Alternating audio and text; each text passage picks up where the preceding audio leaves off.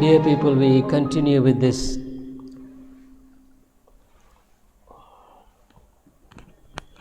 Romans 12th chapter.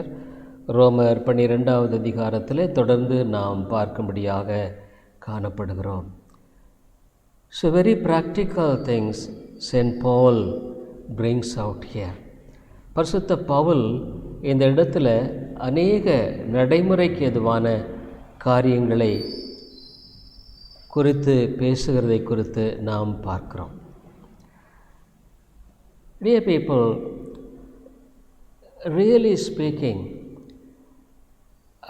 in many things we should have an assurance of God's protection in our lives, on all our things of our lives. நம்முடைய வாழ்க்கையினுடைய எல்லா காரியங்களிலும் ஆண்டவருடைய பாதுகாப்பை குறித்தும் ஆண்டவருடைய வழிநடத்தலை குறித்தும் நாம் நிச்சயமுள்ளவர்களாய் காணப்படுவது மிக மிக அவசியம். People are so insecure in this world. மக்கள் ஒரு பாதுகாப்பற்ற நிலையில் வாழுகிறதை குறித்து நாம் பார்க்கிறோம். Even among Christians, when they face difficulties, they feel so insecure. கஷ்டங்களை சந்திக்கும் பொழுது அவருடைய வாழ்க்கையில் ஒரு பாதுகாப்பற்ற நிலையில், ஒரு உதவியற்ற நிலையில் பரிதபிக்கக்கூடியவர்களாய் காணப்படுகிறதை குறித்து நாம் பார்க்கிறோம். ஆனால் but the Bible is so clear that God takes care of His children completely, 100%. தேவன் தம்முடைய பிள்ளைகளுடைய பாதுகாப்பை 100% எடுத்துக்கொள்கிறவராக இருக்கிறார். That's why the Bible says, be not anxious of anything. எதை குறித்து நீங்கள் கவலைப்படாமல், ஒன்றை குறித்தும் கவலைப்படாமல். So today we are going to see the 17th verse. 17வது வசனத்தை நாம் இன்றைக்கு பார்க்கும்படியாக இருக்கிறோம். ரோமருக்கு எழுதின நிருபம் 12வது அதிகாரம் 17வது வசனம். ஒருவனுக்கும் தீமைக்கு தீமை செய்யாதிருங்கள், எல்லா மனுஷருக்கும்பாகவும் யோக்கியமானவர்களை செய்ய நாடுங்கள். Recompense to no man evil for evil. This world is really speaking filled with evil. இந்த உலகமானது ஒரு பொல்லாப்பு நிறைந்த ஒரு உலகமாக இருக்கிறது.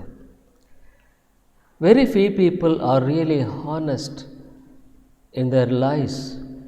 ஒரு சில மக்கள் மாத்திரமே நேர்மையுள்ளவர்களாக இருப்பதை பார்க்கக்கூடிய ஒன்றாக இருக்கிற சூழ்நிலையை நாம் பார்க்கிறோம். Day by day evil is increasing. நாளுக்கு நாள் பொல்லாப்பு அதிகமாகிக் கொண்டே இருக்கிறது. People trying to deceive each other. ஒருவருக்கொருவர் தங்களை ஏமாற்றிக்கொள்ள முயற்சிக்கிற பல காரியங்களை குறித்து நாம் பார்க்கிறோம். So as we live in this world, இந்த உலகத்தில் நாம் வாழுகிறது நிமித்தமாக, we also are being affected by the evil which prevails in the world. இந்த உலகத்தில் இருக்கிற இந்த தீமையின் மூலமாக நாமும் கூட பாதிக்கப்படுகிறவர்களாக இருக்கிறோம். We as human beings many times are affected when somebody does injustice to us. யாராவது ஒருவர் நமக்கு தீமை செய்துவிட்டால் நிச்சயமாக நாம் அதனால் பாதிக்கப்படுகிறோம். We are being affected by that. But the Bible says that we should not recompense it. அதற்கு பொல்லாப்புக்கு பொல்லாப்பு செய்கிற மக்களாக நாம் இருக்கக்கூடாது. We should not recompense evil for evil. உலக மனிதர்கள், the people of the world try to do recompense for the evil. பொல்லாப்புக்கு உலக மக்கள் பொல்லாப்பை செய்யும்படியாக இருக்கிறார்கள். When we go to the court, we see full of people, filled with so many people.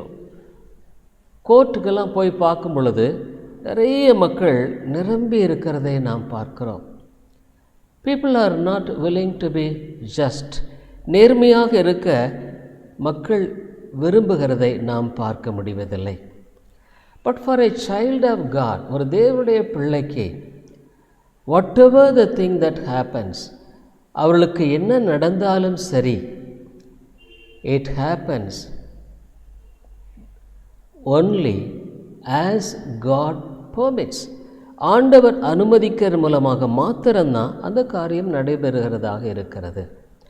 Without the permission of God, even the evil will not be done to them. ஆண்டவருடைய அனுமதி இல்லாமல் அவர்களுக்கு பொல்லாப்பு என்பது செய்யப்படுவது இல்லை. It is not a natural way of coming across. இது இது அவர்களுக்கு இயற்கையாக வருகிற ஒரு காரியமாக இல்லை. For the people who don't know God, they will take everything as a natural cause or natural way of coming things. தேவனை அறியாத மக்களுக்கு இந்த விதமான காரியங்கள் இயற்கையாக வரும்படியான ஒன்றாக எண்ணிக்கொள்கிற காரியமானது இருப்பதை நாம் அறிந்திருக்கிறோம். But for a child of God it is not so. ஆனால் ஆண்டவருடைய பிள்ளைகளுக்கு அவ்விதமாக அது இல்லை. For a child of God, truly speaking, more than all the blessings, material or any other blessings, the sufferings will do more good to them. ஆண்டுடைய பிள்ளைகளுக்கு இந்த உலகத்தில் பெற்றுக்கொள்ளும்படியான எல்லா விதமான ஆசீர்வாதங்களோ, அது உலக பிரகாரமான நன்மைகளோ வேறு எதுவுமே பெறுகிறதை விட கஷ்டங்கள், பாடுகள் தான் அதிகமாக உதவி செய்கிறதாக இருக்கிறது. This helps us very much to grow spiritually. இது ஆவிக்குரிய பிரகாரமாக நாம் வளருவதற்கு அதிக உதவியாக இருக்கிறது. Children of God really forget it very quickly. தேவனுடைய பிள்ளைகள் இதை வெகு சீக்கிரத்தில் மறந்து விடுகிறோம். We always think that we should have a life without difficulties and problems. பிரச்சனைகள், கஷ்டங்கள் இல்லாத ஒரு வாழ்க்கையை நம்ம எப்போவுமே விரும்புகிறோம். Of course, it's not wrong, we could say. இது தவறு என்று சொல்ல முடியாது. But what the Bible says, வேதம் என்ன சொல்லுகிறது? நீதிமானுக்கு வரும் துன்பங்கள் அநேகமாயிருக்கும். The righteous man will have more problems, more difficulties. Why? Yeah. Probably some people will call and say, you believe God, why should you suffer like this? நீ ஆண்டவரை நம்புற, நீ ஏன் உனக்கு கஷ்டங்கள், ஏன் உனக்கு பாடுகள்? Of course, those people don't know what this God, who this God is, and the way by which the God works in his children. அந்த ஜனங்கள் இந்த தேவன் யார் என்பதை அறிந்திருக்கவில்லை. இந்த தேவன் தம்முடைய பிள்ளைகளுடைய வாழ்க்கையில் செய்யும்படியான வழிமுறையும் அவர்கள் அறிந்திருப்பதில்லை. So, because of their ignorance, they say, why you suffer when you believe God? You say your God is a true God, then why you have so much of sufferings? நீங்கள் ஆராதிக்கிற தேவன் உண்மையுள்ள தேவன் என்று சொல்லுகிறீர்கள், ஆனால் உங்களுக்கு ஏன் அவ்வளவு கஷ்டங்கள்? So, the concept of God's dealing with his children is not being understood by those people. அந்த மக்களினால தேவன் தம்முடைய பிள்ளைகளின் வாழ்க்கையில் செய்யப்படும்படியான வழிமுறைகளை அவர்கள் அறியாதபடிக்கு சொல்லுகிற ஒரு காரியமாக இது இருக்கிறது. But for his children, they know that this God loves them. இந்த தேவன் அவர்களை நேசிக்கிறார் என்பதை அவர்கள் அறிந்திருக்கிறார்கள்.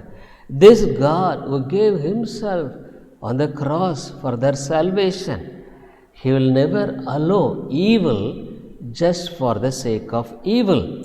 இந்த தேவன், தன்னை சிலுவையிலே ஒப்புக் கொடுத்த இந்த அருமையான தேவன் தங்களுடைய வாழ்க்கையில் பொல்லாப்பை அவளுக்கு பொல்லாப்பாக அனுமதிக்கிறவர் இல்லை என்பதை அவர்கள் அறிந்திருக்கிறார்கள்.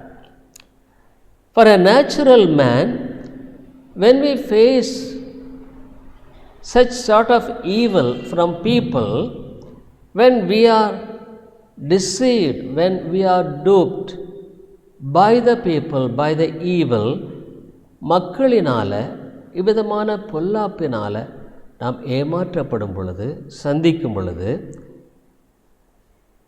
we really get angry with those people.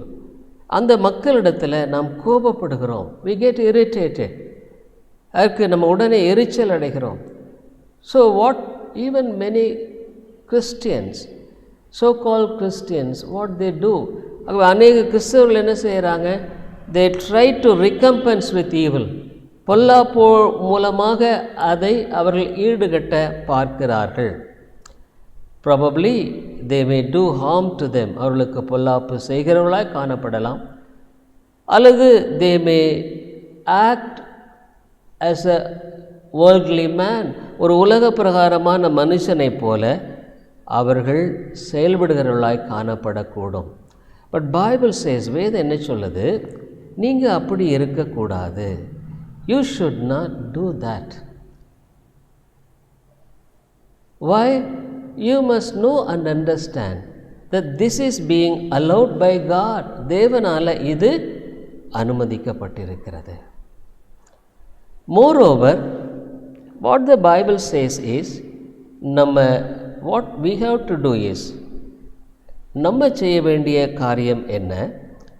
we must do in a different way. வித்தியாசமாக நம்ம நடக்கணும். 19வது வசனத்தில் ஆண்டவர் என்ன சொல்கிறாரு? நீ செய்யாத அதை, தீமைக்கு தீமை செய்யக்கூடாது. 17th verse, will come to the verse 17. ஒருவனுக்கும் தீமைக்கு தீமை செய்யாதிருங்கள், எல்லா மனுஷருக்கும்பாகும் யோக்கியமானவைகளை செய்ய நாடுங்கள். இது அடுத்த காரியம். தீமைக்கு தீமையும் செய்யாத, அதே சமயத்தில் live peacefully with all men. இவ்விதமான மக்கள் மத்தியில் நாம் தீமைக்கு தீமை செய்யாதபடிக்கு அவர்களை மன்னிக்கிறவர்களாய் காணப்பட we must forgive them. What did Joseph do when his brothers? யோசேப்பு என்ன செய்தான் பாருங்கள். இங்கே நாம் பார்க்கிறோம் இந்த ஆதியாகமம் புத்தகத்தில் in Genesis we see when Joseph was really almost killed by his brothers. யோசேப்பு அவர்களுடைய சகோதரர்களினால் ஏறக்குறைய கொல்லப்படக்கூடிய அளவுக்கு போனதை குறித்து நாம் அறிந்திருக்கிறோம். அந்த அளவுக்கு யோசேப்புக்கு அவர்கள் தீமை செய்தார்கள். they did evil to Joseph. But a time came when the brothers were all coming to Joseph for the grains. யோசேப்பினிடத்தில் தானியம் வாங்கும்படியாக அவனுடைய சகோதரர் எல்லாம் வந்ததை குறித்து நாம் அறிந்திருக்கிறோம். Now Joseph was in a very big position. யோசேப்பு இப்பொழுது ஒரு பெரிய அதிகாரத்தில் இருக்கிறார். These brothers have all come to receive help from Joseph, not knowing that it was Joseph. யோசேப்பை தெரியாமல், அது யோசேப்புன்னே அவர்களுக்கு தெரியாமல் உதவியை பெறும்படியாக இப்பொழுது அவர்கள் வந்திருக்கிறார்கள். அவங்க வந்து யோசேப்பினிடத்தில் தானியத்துக்காக கேட்கிறார்கள். இங்கு ஆதியாகமம் புத்தகம் Genesis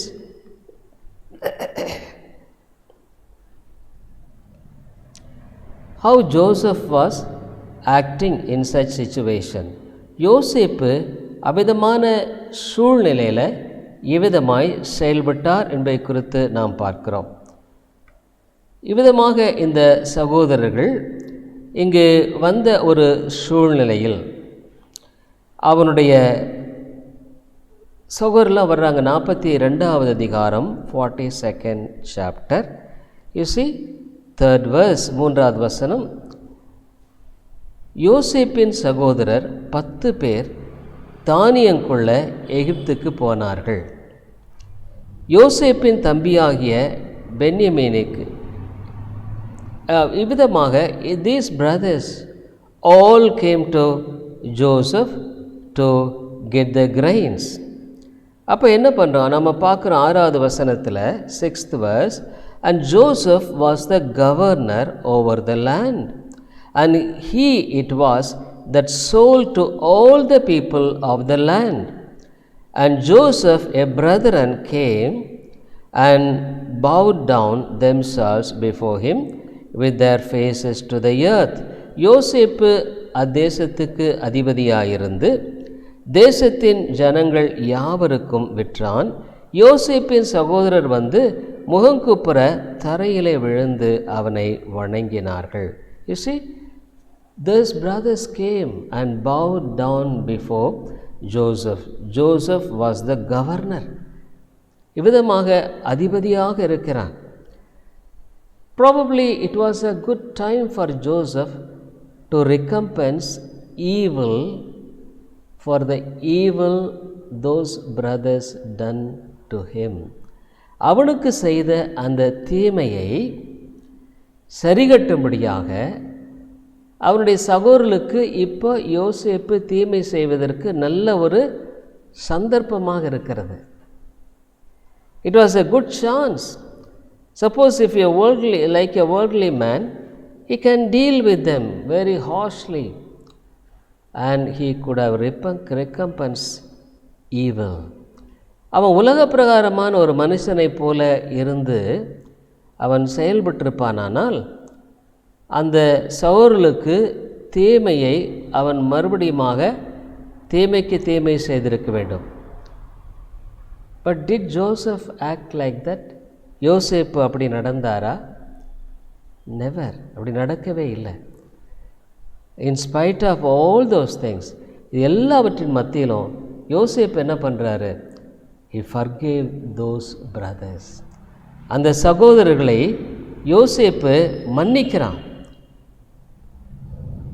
எத்தனையோ வருஷம் after Jacob and the whole family came and settled in Egypt, எகிப்தில் வந்து யோசேப்பும் அந்த முழு குடும்பம் வந்து இங்கே குடியேறின பின்பாக until Jacob was there, they were all happy. யாக்கோபு இருந்த வரைக்கும் அங்கே ரொம்ப சந்தோஷமாக இருந்தார்கள். ஆனால் யாக்கோபு மரித்த பின்பாக when Jacob died, these brothers, because of their guilt, அவருடைய குற்ற உணர்வினால் அவங்க வந்து என்ன பண்ணாங்கன்னா பயந்தாங்க. they were afraid, probably because as long as our father was alive, Joseph didn't recompense evil. நம்முடைய தகப்பனாகிய இந்த இருக்கிற வரைக்கும் யோசேப்பு நம்மிடத்தில் தீமைக்கு தீமை செய்யவில்லை. ஒருவேளை இப்போ அப்பா இறந்துட்டார், ஃபாதர் டைட், இந்த மாதிரி ஒரு சூழ்நிலையில் ஒருவேளை யோசேப்பு மறுபடியும் நம்மளை பழி வாங்கிடுவாரோ? Will Joseph take revenge after the death of their father? தகப்பனுடைய மரணத்துக்கு பின்பாக ஒருவேளை பழி வாங்கிடுவாரோ அப்படின்னு சொல்லிட்டு இங்கே ஒரு பொய்யை சொல்லி யோசேப்பினிடத்தில் வருகிறதை பார்க்கிறோம். You see 50th chapter Genesis, 50th chapter 16th verse. ஆதியாகமம் 50வது அதிகாரம் 16வது வசனம். And they sent a messenger unto Joseph, saying, Thy father did command before he died, saying, உம்முடைய சகோதரர் உமக்கு பொல்லாங்கு செய்திருந்தாலும் அவர்கள் செய்த துரோகத்தையும் பாதகத்தையும் நீர் தயவு செய்து மன்னிக்க வேண்டும் என்று உம்முடைய தகப்பனார் மரணமடையும் முன்னே உமக்கு சொல்லும்படி கட்டளையிட்டார். So shall ye say unto Joseph, Forgive, I pray thee, now the trespass of thy brethren and their sin, for they did unto thee evil, and now we pray thee, forgive the trespass of the servants of the God of thy father. And Joseph wept when they spake unto them. ஆகையால் உம்முடைய தகப்பனாருடைய தேவனுக்கு ஊழியக்காரராகிய நாங்கள் செய்த துரோகத்தை மன்னிக்க வேண்டுமென்று அவனுக்கு சொல்லச் சொன்னார்கள். அவர்கள் அதை யோசேப்புக்கு சொன்னபோது அவன் அழுதான். You see, these brothers were all afraid now.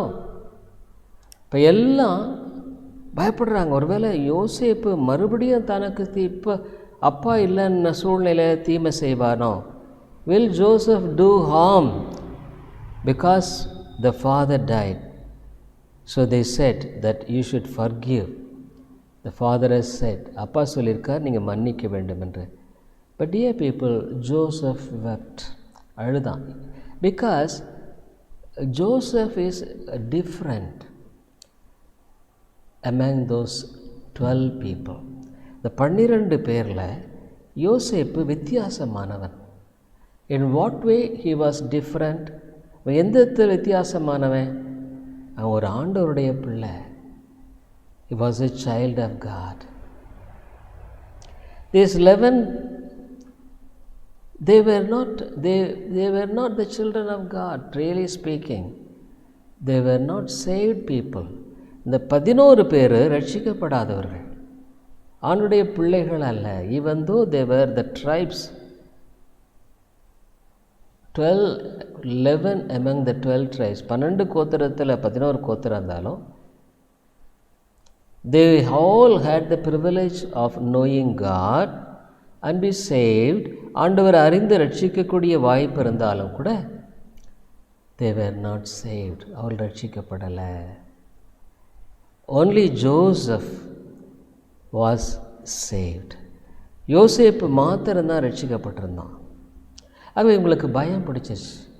Because of that they had the fear. Dear people, the worldly people, when they face problems, it is automatic that they will get fear.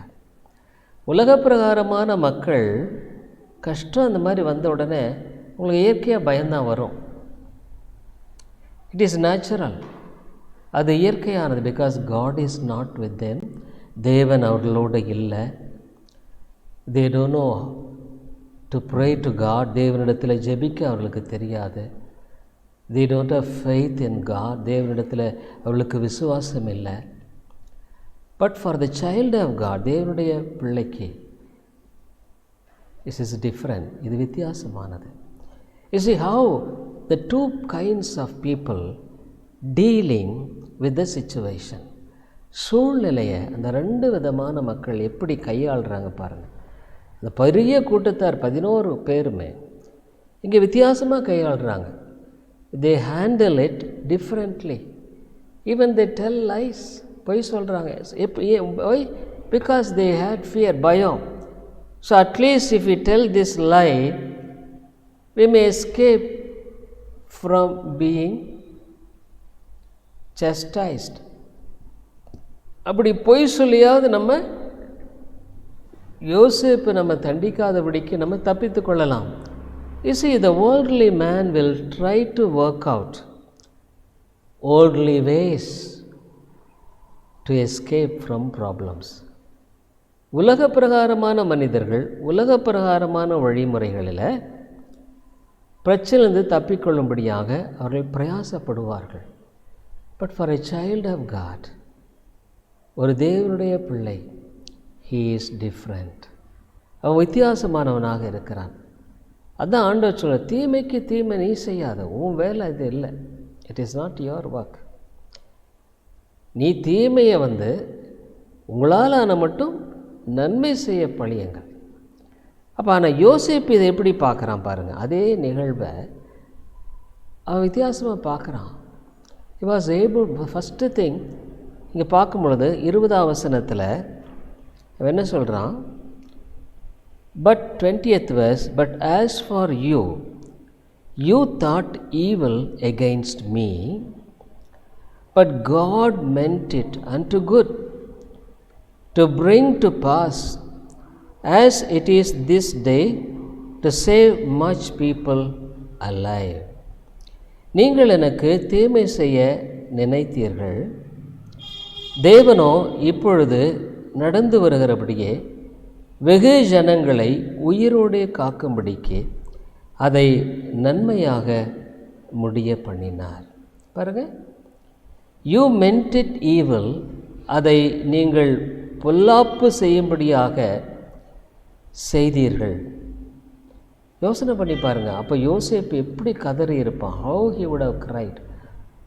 see, all the brothers, எல்லா சகோதரர்களும், I think, I don't know whether Benjamin was not there, I believe. யாக்கோபு, Benjamin அந்த இடத்துல இல்லைன்னு நினைக்கிறேன். இந்த 10 பேர் சேர்ந்து, all the 10 brothers, எல்லாம் அவனுடைய சொந்த சகோதரர்கள் தான், their own brothers. ஆனால் அவங்க என்ன பண்ணுறாங்க, their own brothers, they were doing harming, they were doing evil to Joseph. யோசேப்புக்கு தீமை செய்கிறாங்க. அப்போ அவன் எப்படி பதறி இருக்கும் யோசனை பண்ணி பாருங்கள். how he would have been so much perplexed. ஏன்னா எல்லாம் அவனை கொல்றதுக்காக 10 பேரும் சேர்ந்து யோசனை பண்ணி பார்க்கும் பொழுது உண்மையாக அது பயங்கரமான ஒரு, it was a terrible scene. all the brothers were joining to kill poor Joseph. ஏழை யோசேப்பை அங்கே கொல்லும்படியாக எல்லாம் சேர்ந்து திட்டமிடுகிறார்கள். Dear people, the world is so wicked. இந்த உலகம் ஒரு பொல்லாத உலகம். ஆண்டவராக இயேசு கிறிஸ்துவை முகாந்திரம் இல்லாமல் தான் இந்த உலகம் பகைத்தது. The world hated Jesus Christ without any cause. இயேசு கிறிஸ்து என்ன தீமை செஞ்சார்? What harm did Jesus do to the people? அவர் நன்மை தான் செய்தார், தீமை ஒன்றுமே செய்யலை. He didn't do any evil to people. But how he was, all the people gathered, எல்லாம் சேர்ந்துட்டு they killed him cruelly. கொடூரமான ஒரு மரணத்தின் மூலமாக அவரை கொலை செய்தார்கள். You can't expect more than that in this world. அதை விட இந்த உலகத்தில் வேறு எதுவுமே நம்ம எதிர்பார்க்க முடியாதுங்க. உண்மையாலுமே இந்த உலகமானது ஒரு பொல்லாத ஒரு உலகம். It's an evil world. So when Joseph was there, he was all alone, a young man, probably around 16 years or 17. ஒரு 16-17 வயசு தான். அந்த சமயத்தில் அவனை போட்டு எல்லாம் அங்கே அந்த சட்டையெல்லாம், all that beautiful shirt was torn, கிழிச்சு எல்லாம் அவனை கொண்டு போய் இது பண்ணி கழட்டி. But how was it possible for Joseph to forgive such a treacherous act done to him? அவ்வளோ ஒரு பொல்லாப்பை செய்த அந்த சகோதரரை அவனால் எப்படி மன்னிக்க முடிந்தது? Dear people, Joseph was a type of Jesus Christ. இயேசு கிறிஸ்துவனுடைய ஒரு மாதிரியாகவே காணப்படுகிறார். In spite of all those things done to him, அவனுக்கு செய்த இந்த எல்லா காரியங்களின் மத்தியிலும் அவன் சொல்கிறான், இந்த 20வது வசனத்தில் 20th verse, but as for you, you thought evil against me, but God meant it unto good, to bring to pass, as it is this day, to save much people alive. நீங்கள் எனக்கு தீமை செய்ய நினைத்தீர்கள், தேவனோ இப்பொழுது நடந்து வருகிறபடியே வெகு ஜனங்களை உயிரோடே காக்கும்படிக்கு அதை நன்மையாக முடிய பண்ணினார். 21st verse, ஆகையால் பயப்படாதிருங்கள், therefore fear ye not. A child of God is the one who looks at the things differently. ஒரு தேவனுடைய பிள்ளை காரியங்களை வித்தியாசமாக பார்க்கிறவன். Why? Because God is with him. ஏன்னா தேவன் அவனோடு கூட இருக்கிறார். His faith is not in any man or circumstances. எந்த ஒரு மனிதன் பேரிலோ சூழ்நிலையின் பேரிலோ அவனுடைய நம்பிக்கை இல்லை. His faith is only in God. அவருடைய விசுவாசம் தேவனில் மாத்திரமே இருக்கிறது. His faith is only on the God of Abraham, the God of Isaac and the God of Jacob. ஆபிரகாமின் தேவன், ஈசாக்கின் தேவன், யாக்கோபின் தேவன். He knows that God has ordained him. God has chosen him before the foundation of the world. அவனுக்கு தெரியும் இந்த தேவன் என்ன உலகம் உண்டாருக்கு முன்பாகவே முன்குறித்திருக்கிறார், தெரிந்திருக்கிறார்.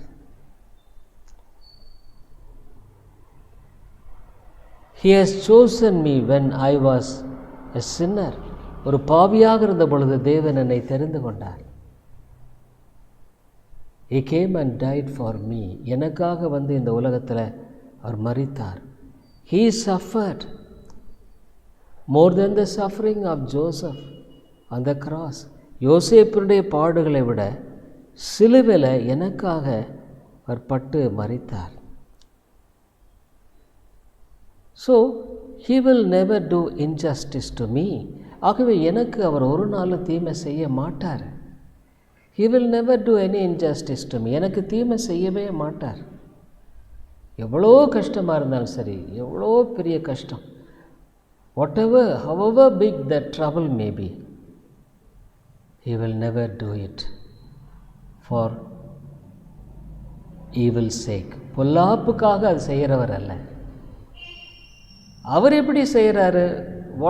how he will do? அவர் நன்மைக்காக அதை செய்கிறார். அதான் சொல்கிறார், நீங்கள் அப்படி நினைச்சீங்க, ஆனால் ஆண்டவர் வந்து நன்மையாக இதை முடிய பண்ணுகிறார். God did this. God meant it unto good. பாருங்கள், ஒரு ஆண்டுடைய பிள்ளையினுடைய சிந்தனையும் எண்ணமும் வித்தியாசமாக தான் இருக்கும். அவங்க தான் தேவ பிள்ளைகள். Their thought and things will be different.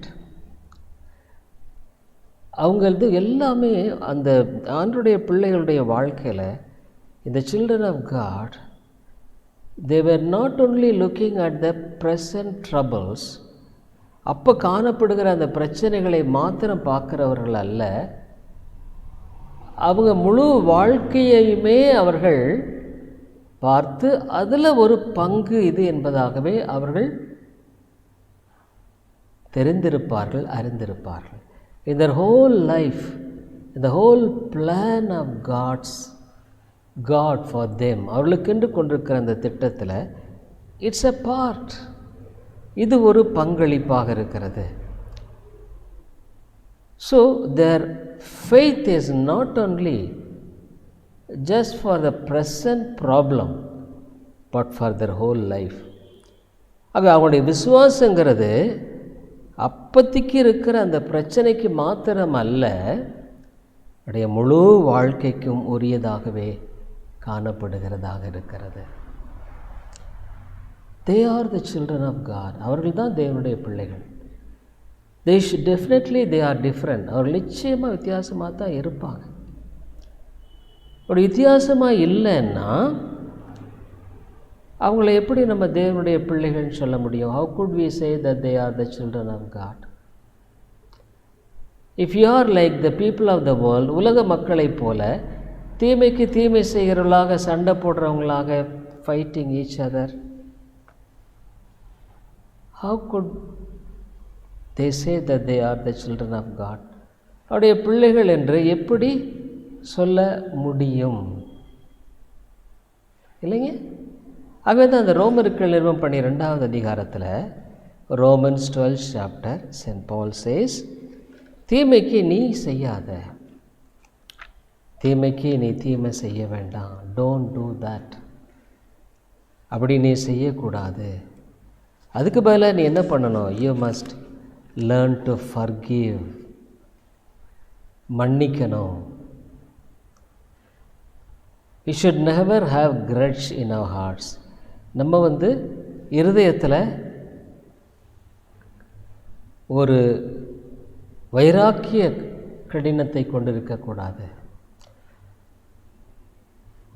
Children of God always forgive others. தேவனுடைய பிள்ளைகள் மற்றவர்களை மன்னிக்கிறார்கள். So their heart is free.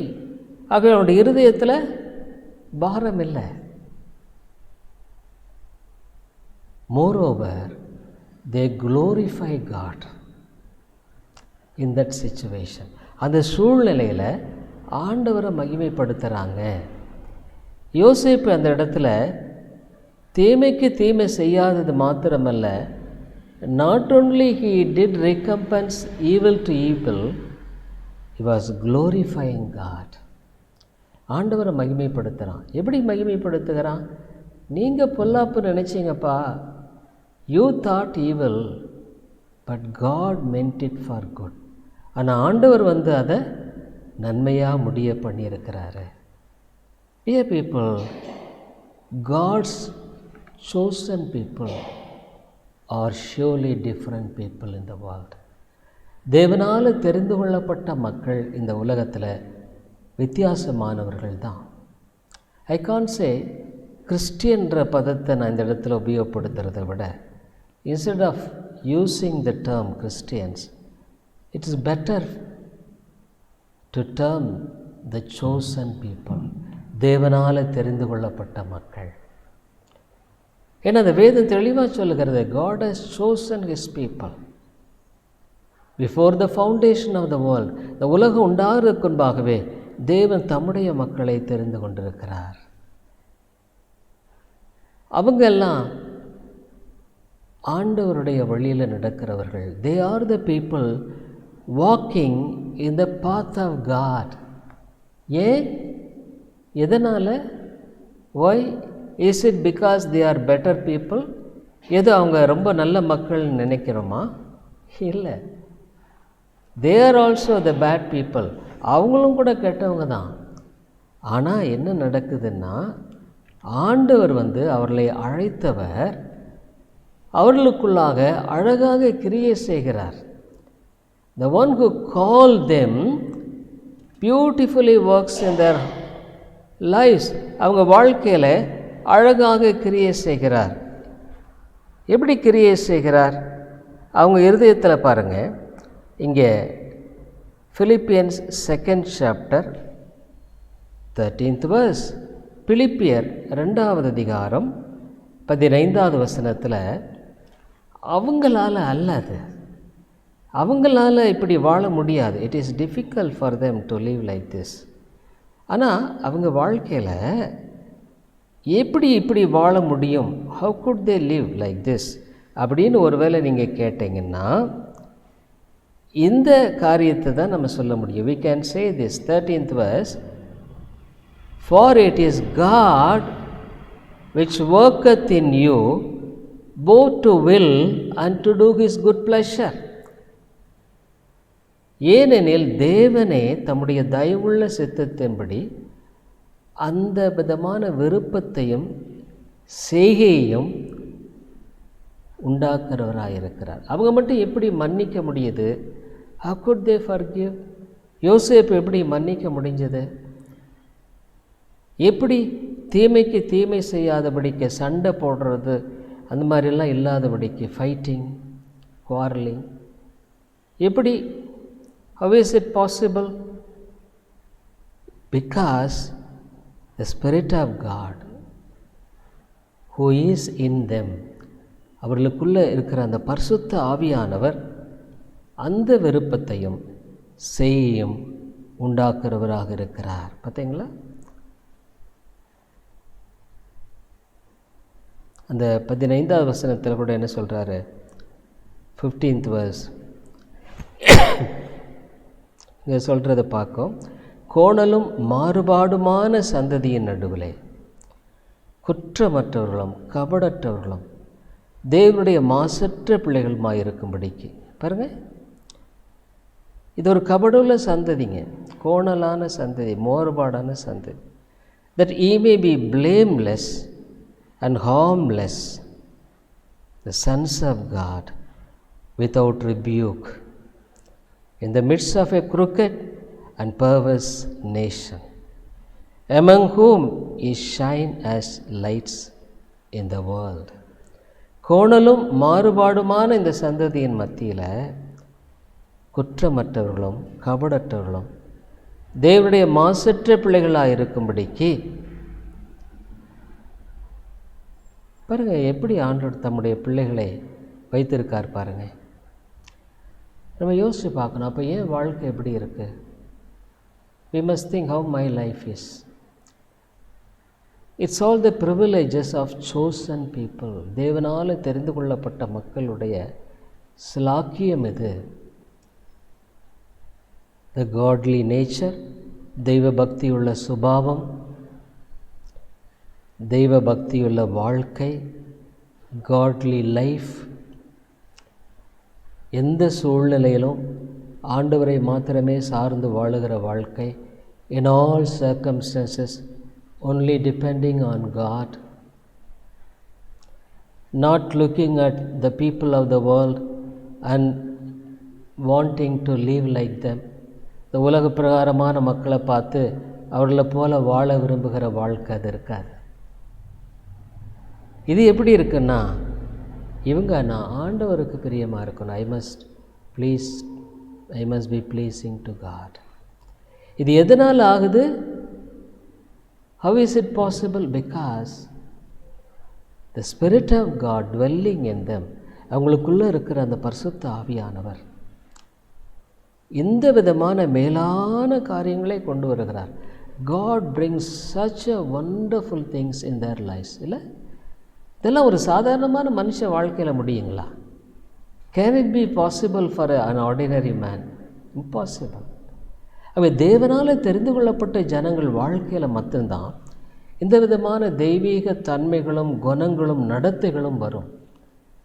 Godly nature, godly behavior, godly way of life.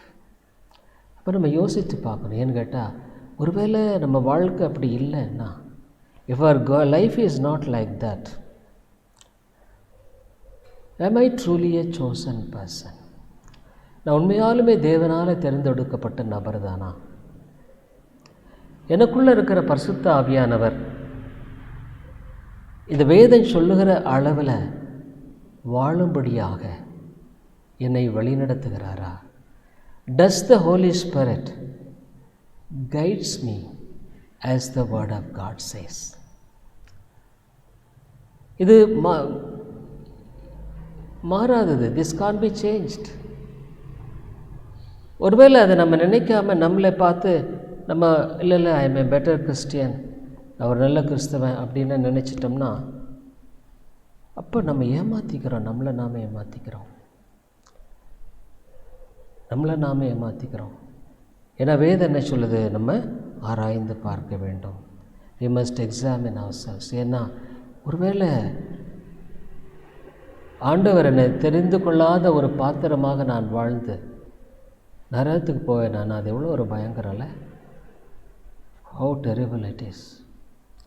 அது மாத்திரமில்லை, இன்றைக்கு சொல்லப்போனால் கிறிஸ்தவர்களால் தான் ஆண்டவருடைய நாமம் தூஷிக்கப்படுது இல்லைங்களா? Because of Christians, God's name is blasphemed. அவங்க என்ன சொல்கிறாங்க? நீ கிறிஸ்தவன் சொல்கிற, you call your self a Christian. நீ சத்தியத்தை அறிஞ்சான்னு சொல்கிற, you know the truth, but your life does not reflect those things. அவைகளெல்லாம் வாழ்க்கை பிரதிபலிக்கலையே அப்படின்னு சொல்லும்போது அது யாருக்கு தூஷணம்? அது ஆண்டவருக்கு தான் தூஷணம், அவனுடைய நாமத்துக்கு தான் தூஷணம் இல்லைங்களா?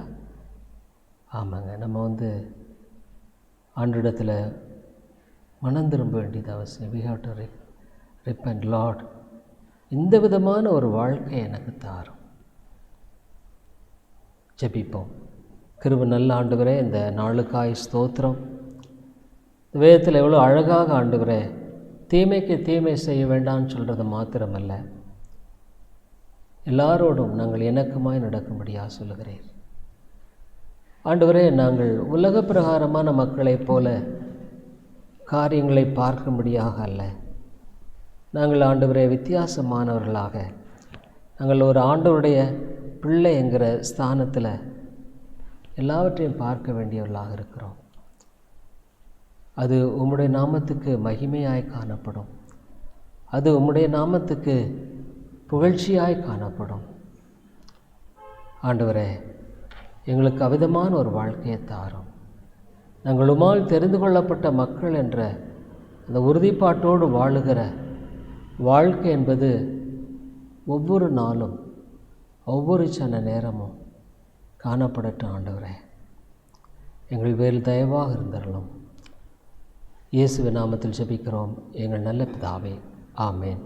I hope the Lord is blessing you through this preaching of God's word, and we are glad to inform you that you could contact me over my mobile phone and WhatsApp number 9842767184 and my email ID davidilongo100@gmail.com, davidilongo100@gmail.com. Thank you very much. கிறிஸ்துவுக்குள் அன்பானவர்களே, நீங்கள் தொடர்ந்து இந்த தேவ செய்திகள் மூலமாக ஆசீர்வதிக்கப்பட்டு வருகிறீர்கள் என்று நாங்கள் நம்புகிறோம்.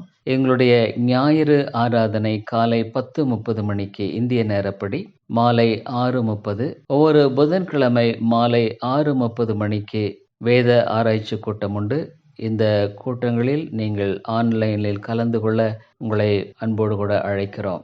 மேலும் உங்களுடைய ஆவிக்குரிய பாரங்களை நீங்கள் தயவுசெய்து எங்களோடு கூட பகிர்ந்து கொள்ளலாம். இன்னுமாக உங்களுக்கு ஆவிக்குரிய ஆலோசனை அல்லது இந்த சத்தியத்தை குறித்த தெளிவோ அல்லது விளக்கமோ தேவையானாலும் கூட என்னோடு கூட நீங்கள் தொடர்பு கொள்ளலாம். என்னுடைய வாட்ஸ்அப் எண், இன்னுமாக மொபைல் எண் 9842767184 9842767184. இன்னுமாக நீங்கள் இமெயிலில் தொடர்பு கொள்ள வேண்டுமானால் என்னுடைய இமெயில் ஐடி davidilongo100@gmail.com, davidELANGO100@gmail.com. நன்றி.